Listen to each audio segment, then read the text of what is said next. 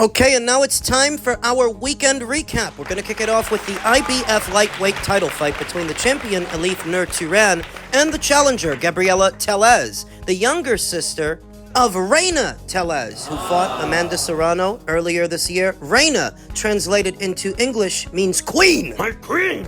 As stated, Gabriella, like her older sister, gave a great account of herself, stepping up in competition, fighting someone better than anyone she had fought thus far. Now, I want to preface everything I'm about to say with this, that I didn't see Gabriella win the fight. Of the 10 rounds they fought, I only really saw Gabriella win 3 or 4 of them, especially in the beginning, countering effectively, using Elif Turhan's come-forward aggression against her, and those wide sweeping punches where Gabriella was able to counter down the middle. How many times have you heard me say in the build-up that the same thing that makes Elif Turhan such a dangerous puncher is the same thing that one day is gonna get her knocked out, is gonna get her beat. She punches way too wide. You could fit a sofa in between those shots. Simultaneously, what makes it dangerous is she puts everything in those punches. She throws her whole body into it. So if you're still standing there when the punch lands, you're gonna be in trouble. And a couple of times, Gabriella Tellez was. But she was doing all right at the start, countering effectively here and there. And then after a while, she starts getting outworked. She starts moving more than countering and more than fighting, and she sort of gives the fight away to Elif Turhan, who was coming forward throughout and throwing punches in bunches. Some landed and some didn't. She got Gabriella in trouble a couple of times, hurt her a couple of times. I think Gabriella had the fundamentals for the job, but not the experience, which is what I said beforehand. She just didn't have the poise for this assignment to hold her feet, bob and weave, then counter over the top. Slip and counter, roll and counter, catch and counter. Because a fighter like Elif Turhan is going to give you all the countering opportunities you need. You just need to be poised enough to capitalize. And unfortunately for Gabriella, she just wasn't composed enough. At times, seemingly overwhelmed by the come-forward onslaught and the punching power of Elif Turhan, because the punching power, it is real. It's no byproduct of clever matchmaking. Elif Turhan is one of the most dangerous punchers anywhere at or around these weights, but what she has in power, she lacks in fundamentals. And it would seem that the former undisputed super featherweight champion Alicia Baumgardner means to exploit this. She means to succeed where young Gabriella Tellez just failed. Elif Turhan won a points decision. Some might call it controversial. I don't, because as stated, I only saw Gabriella win about 3 or 4 rounds of the 10. The rest of the time, Elif Turhan was busier, albeit flawed. Very messy, very scrappy. Her feet all over the place. Her punches too goddamn wide. But still doing more than young Gabriella to win a points decision off activity. Now, Alicia Baumgardner must have seen something that she feels she can exploit. Immediately following the fight and the judges' scorecards after they were read, Alicia took to her social media and stated simply, "Run it." A fight with Elif Turhan might actually satisfy what a lot of the critics have been asking of Alicia Baumgardner. Leave the super featherweight division and move up already, because there's nobody to fight at 130 pounds, and throwing around the name of Katie Taylor and Amanda Serrano will not suffice, because we all know they're about to retire. They're not about to fight you. Fight somebody else. It looks like she's going to. She wants Elif Turhan. Now, can she win? Or in moving up in weight and facing this fighter, this champion, will young Alicia be biting off more than she can chew? I don't think so. I think Alicia can win the fight. I think that Alicia is more experienced than anybody Elif Turhan has fought so far, and that includes standout amateur and Olympian Beatriz Ferreira, who Elif Turhan won the title from, in what was that big upset win. Where Gabriella did not have the poise and experience to hold her ground to counter effectively and keep the counters coming, Alicia's got that and more. Power of her own, athleticism, speed, and better fundamentals, far better fundamentals than Elif Turhan. Now, We know Alicia is promoted by MVP, whereas Elif Turhan is still promoted by Matchroom. I don't get the impression that's going to be a problem. If MVP wants to make Elif Turhan an offer to defend her title against Alicia Baumgardner, I don't think Matchroom is going to get in the way, and I don't think Elif Turhan would turn down the fight, as Alicia would be a bigger name and a bigger fight than any fight she's been in so far. So it can happen, and it can happen before this year is out, because there's plenty of time left. What could be the beginnings of her showdown with Caroline Dubois? You figure, if Alicia Baumgardner takes on Elif Turhan later on in the year, while Caroline is settling affairs with Stephanie Han. Because remember, after Stephanie's last fight, Caroline was there, and Caroline called her out to her face for a unification match. That can also happen before this year is out. Let Alicia fight Elif Turhan, let Caroline unify titles with Stephanie Han, and let the winners meet in the coming calendar year. I expect that in between now and the time that fall gets here, MVP will make a play to do a Baumgardner versus Turhan fight, and I like Alicia to win that fight. Now in the main event, we saw pound-for-pound alum Bam Rodriguez move up to what is his third weight class at 118 pounds opposite the ring then-champion Antonio Vargas, who at least at the start was giving Bam Rodriguez all he could handle. And I wondered about this. I wondered if Bam, at his third weight, will be able to stay in character opposite the ring bigger fighters that pack a slightly bigger punch, because not everybody can. At the beginning of this thing, you could tell that the size and strength and activity of Antonio Vargas, it was bothering Bam. Antonio was very busy getting in with punches. Bam was getting in with punches too, but at least at the start, they didn't seem to be having any noticeable effect on Antonio Vargas, to where you wondered, did Bam's power not carry up the bantam? Because he was landing punches. He was landing head punches and body punches, but they didn't seem to have any noticeable effect on Antonio, at least not in the beginning. But after a rough start, Bam starts to settle in, employing those pivots of his, cutting angles on Antonio Vargas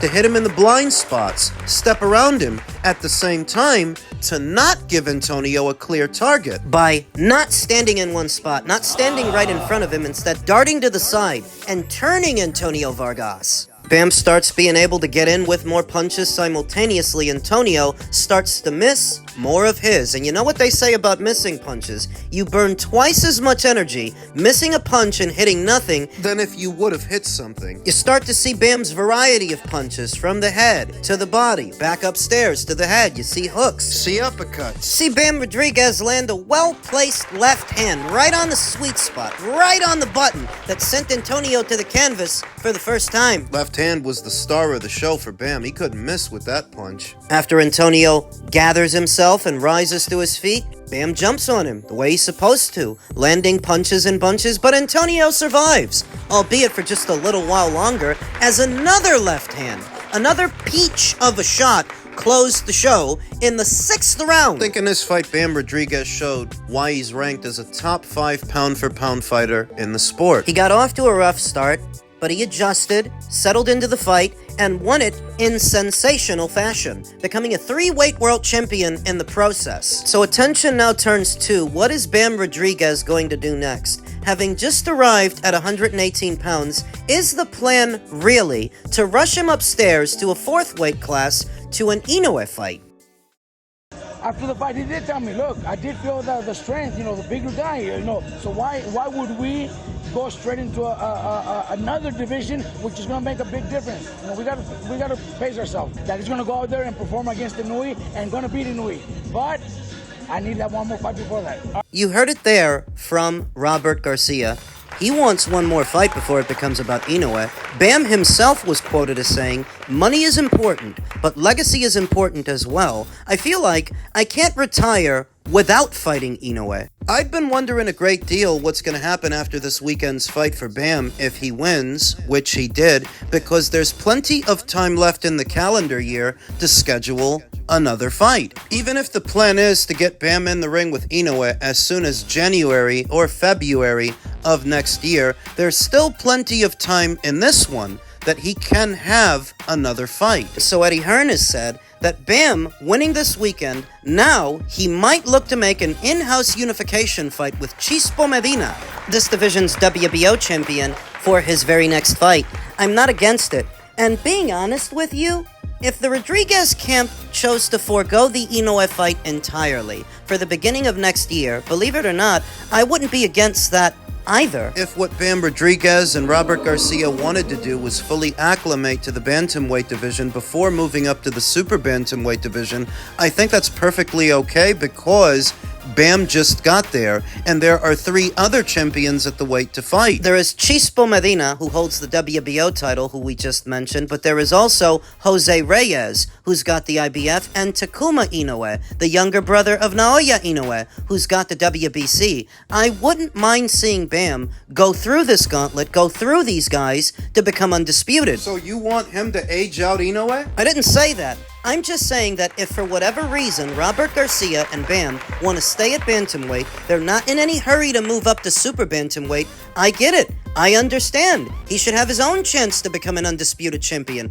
I'm not against either scenario. If they want to fight Inoue early next year, of course I'm going to watch it. But if they don't, and they want to stay here, they want to unify this division, I'm not against that either. I mean, the whole thing about Bam moving up to fight Naoya, that's at Turkey's request. I don't know that it's Mr. Ohashi or Naoya himself that are clamoring for Bam Rodriguez to move up and face him. I heard Inoue say that if he does move up and the time is right, then they'll do the fight. But his ass ain't snapping at the grass for a Bam Rodriguez fight. If you know what I mean. The issue is that if Bam Rodriguez takes too long to move up to the super bantamweight division, by the time he gets there, Naoya might be gone. He might move up to feather, then retire. He's in his early 30s. 33, I think. I want to say that yesterday I didn't see anything that Inoue needs to worry about. That if these guys do end up fighting in January or February, I still have Inoue beating Bam. Bam! You heard what Robert Garcia said after the fight.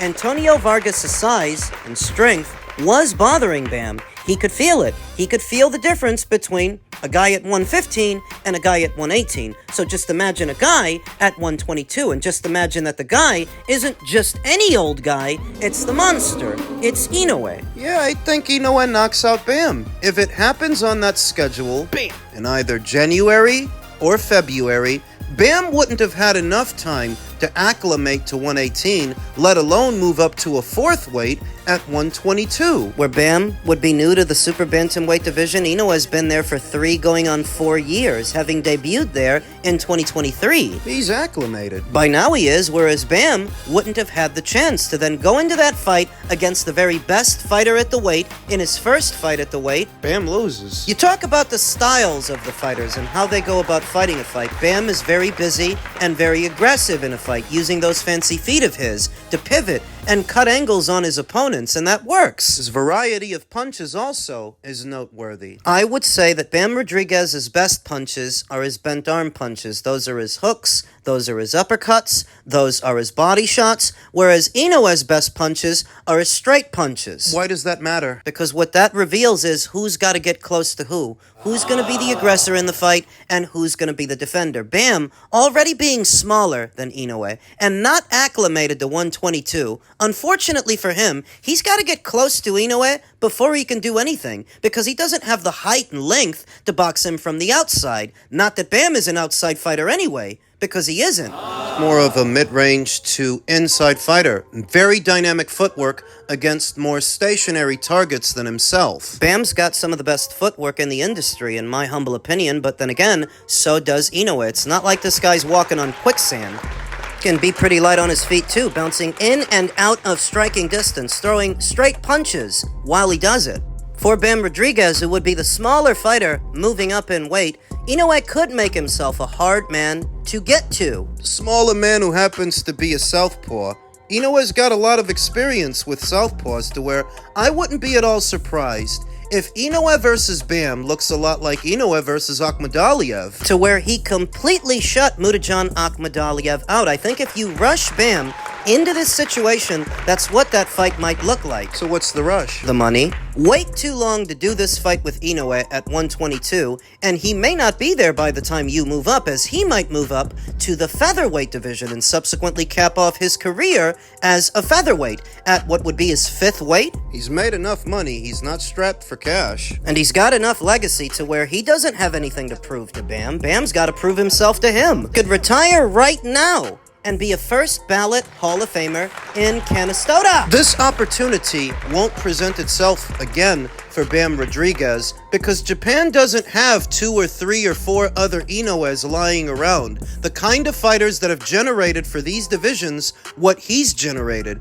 And that's what the rush is. That this kind of money. When have you ever heard a couple of super bantamweights generating a $32 million gate like Inoue just did with Junto Nakatani pass on this opportunity and it may not present itself again? So that's what the rush is. Inoue presents the kind of payday for the fighters at the lower weights they may not see again for some time, if ever again at all. Pretty sure that Bam's being paid handsomely by Matchroom, more than most other fighters at these weights, but he's not making anywhere near what he could make boxing Naoya Inoue. So that's what the rush is. That's what it's for. The money. You go up there, you take your chances against this guy, and so long as you do, you make a fuck ton of money. Win or lose. If you win, you become the guy that beat the monster. If you lose, there's no shame in it, because ain't nobody beat this guy yet. One of the best in the world. Arguably the best fighter the country of Japan has ever produced. They wouldn't normally rush a fighter like a Bam Rodriguez who shows so much potential and so much greatness all on his own into a situation like this without good reason. Now, of course, the sooner the fight happens, the more it favors Naoya Inoue, because he is the older fighter. He's in his early 30s, approaching his mid-30s, and at these weights, He's getting on in age. 32 or 33 years old at welterweight, a middle, or at heavy, that doesn't seem old at all, but at the lower weights, where they're very big on speed and reflexes, it does matter a great deal. So the sooner it happens, the more it favors Inoue, which is why I keep telling you, if they keep to this schedule, where they're going to do it in either January or February, yeah, I've got Inoue winning the fight. Now, hearing Robert Garcia's recent comments that he wants Bam to have at least one more fight before he fights Inoue, and hearing Eddie Hearn that he wants to put Bam in a unification match, I don't know if we get this fight between Bam and Inoue as early as January, as early as February. If we don't, And Bam wants to stay at 118, he wants to unify his own division, he wants to become an undisputed champion there, I won't be mad. I'm not against it. but if he wants to grab the bull by the horns, if he wants to take his shot at the monster, I'm not against that either. I think it's a win-win for the fans, ultimately. He doesn't have to fight Inoue soon, but if he does, it's gonna be a hell of a fight. And the sooner it happens, the more it favors the defending champion. The more it favors Inoue!